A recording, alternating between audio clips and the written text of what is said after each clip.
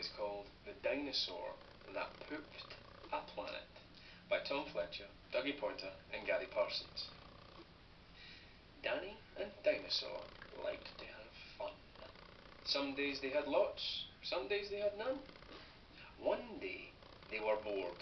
They had no games to play. Danny said, "Dinosaur, what shall we do today? We could mow the lawn, we could tidy the place, we could do our chores, or we could go to space." "But you mustn't forget to have lunch," said their mummy. "You cannot have fun without food in your tummy." So they packed a packed lunch for the Science Museum, where rockets were kept if you wanted to see them. There were hundreds of rockets and spaceship surprises, tall ones, small ones of all shapes and sizes, and one that was ready to launch with a door big enough for a boy and his pet dinosaur. They ignored all the warnings. They could not care less. They pressed all the things they shouldn't have pressed. T-5, 4, 3, 2, 1, ignition. They started their intergalactic space mission. They flew higher than houses and buildings and cranes, much higher than birds, even higher than planes. "We're in space!" yelled Danny as they floated around. But the dinosaur's tongue made a rumbling sound. "Is it time to have lunch?" Danny looked at his watch. Then he looked all around for the dino's lunchbox. Danny started to worry. Then he started to panic. They'd left their packed lunches back home on their planet. So with no food on board, not the smallest of crumbs, a disastrous dinosaur feast had begun. It gobbled up gadgets and gizmos galore. Nothing was safe from the space dinosaur. Robots and ray guns and blinking red blinkers, eating things thought up by NASA's great thinkers. The hyperdrive gamma reactor machine was swallowed along with the space tractor. It chewed and it chomped on the spaceship controls. The rocket was dotted with dino tooth holes. Inside, it was bare. The spaceship was empty. Outside, there were more things to eat. There was plenty. It broke down the door with a cool ninja chop. Out in space, dinosaurs are much harder to stop. It chomped on the moon like a big chunk of cheese, then shoved even more in its mouth. What a squeeze.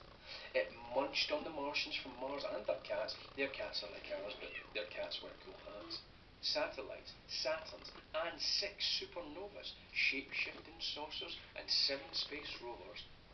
It guzzled 5 gallons of fuel from the tank, and Danny's jaw dropped as he watched what it drank. With a crunch and a crack and a yum, yum, yum, yum. In one dino gulp, their rocket was gone. Now, nothing was left. All Danny could see was a fat dinosaur where the rocket should be. And so they were stranded with no way back home. Just Danny and Dino in space, all alone.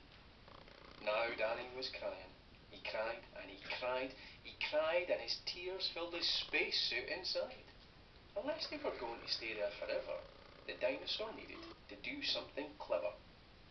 With the feeling of guilt deep down in his gut, its brain brewed up a plan involving his butt. It knew there was only one thing it could do. To get them back home, it needed to poo. Like a poop-powered rocket, the dinosaur flew.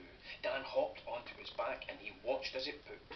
It pooped out the robots and ray guns and blinkers, the things NASA's thinkers thought up were now stinkers. It pooped out the moon, it pooped out the stars, it pooped out the space rovers and Martians from Mars.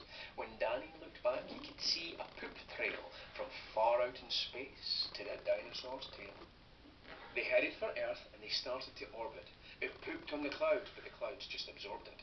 They flew past the buildings and streets of their town, leaving the houses all smelly and brown, and finally landed back down on the ground. "Hooray!" Danny cried. "We're home, safe and sound." They looked at the sky, and the things that were pooped had formed a poop planet right next to the moon. And so Danny promised to listen to Mummy, because fun is not fun without food in your tummy. And just when you thought all the poop Dinosaurs. But that story was called The Dinosaur That Pooped a Planet, and that's why you should never take your greedy dinosaur